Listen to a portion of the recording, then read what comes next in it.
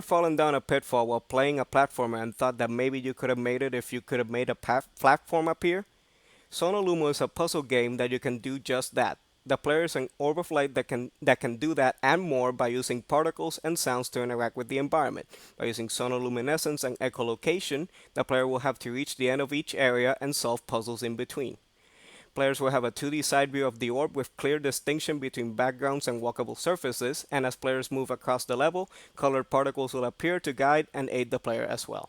The primary goal of the game is to reach the end of each level. This leads to sub-goals like collecting particles, jumping over pitfalls, avoiding or defeating enemies, and getting past obstacles, some of which will be hidden from the player, so you will have to use the sonar ability to reveal them in order to proceed. Players will be able to move left and right, jump, interact with certain objects, and use sound waves to reveal unseen platforms and objects, and use their colored light abilities.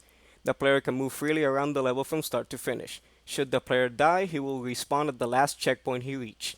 Players will always have the ability to shoot a sound wave in all directions to check the surrounding area, and this will have a short cooldown.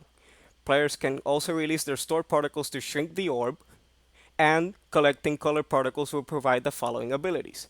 White particles increase the orb size, therefore increasing the range of the sound wave they shoot to reveal hidden objects, but it makes the player slower.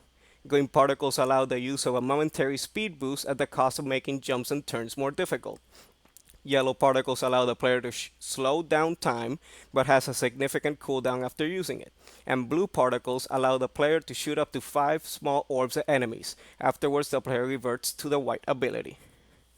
The main antagonizing forces for the player will be pitfalls and red light orbs. Both will kill the player instantly should he fall into them or come into contact with them. Some enemies will move along narrow passages or platforms, and others will chase the player if they detect them. The player can only kill them by shooting them with the blue light ability, and outsmart them by revealing hidden objects to block or alter their path. For example, a player that is being chased by an enemy uses the sonar to reveal a platform. He then uses it to jump to the other side, and since the platform stays solid for a limited amount of time, the enemy falls to his death when he tries to continue chasing the player.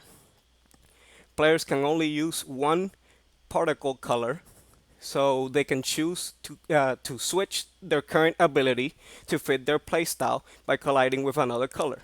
For example, a player with the blue light ability can choose to shoot the enemies to get past this section, or he can collect the yellow light to slow down time and avoid them instead.